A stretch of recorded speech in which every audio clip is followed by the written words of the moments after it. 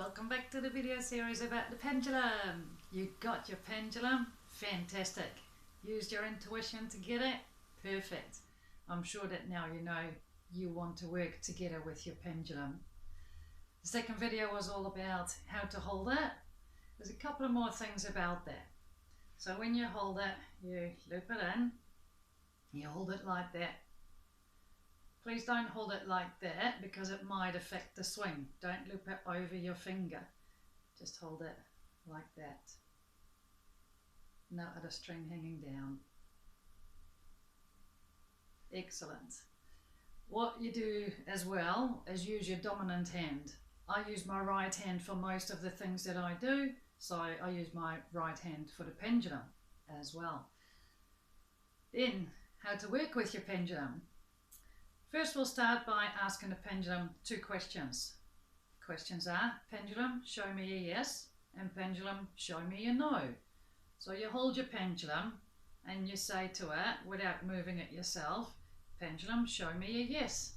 And then automatically, hopefully, fingers crossed, your pendulum will go in a direction.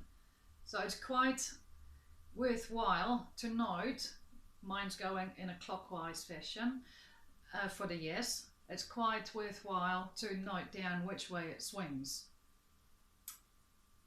If it swings, perfect. You can stop it, write it down, and then you ask, pendulum, please show me a no.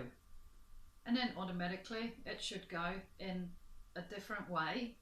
So mine's going anti-clockwise now, so mine spins round.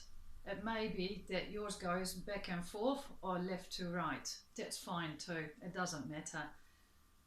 Once you've written them down, you can ask again, pendulum, please show me a yes, and pendulum, please show me a no, and see if it's the same as what you've written down already.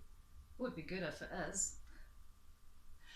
Then, when you start asking questions, before you ask a question that you want to ask of your pendulum, make sure it's a question that has it to the answer yes or no. Pendulum can only do so much. So before you ask your questions, you check pendulum show me a yes, pendulum show me a no, and then you ask your questions if you're satisfied with what your pendulum is showing you, that your pendulum and you are still on the same page to work together. So, are you ready to start asking your pendulum for some questions? Make sure your questions are of a closed answer, because you might be having a circular motion for yes and a circular motion for no, and then it might go like up and down, for example, because that's what it did for me when I started. That was a maybe. Don't know if we need maybes, but when you're starting out, maybe you need a maybe because of the way you're asking questions. If you don't get a yes or a no, then the maybe will tell you that you might have to ask the question in a different way. Have a think about what you asked, and then think about, is this a question that gives me a solid yes or a solid no? Or do I need to change the way I have asked my question? So have fun with that. See if you have a yes and a no. See if a maybe comes up and change your question. Have fun!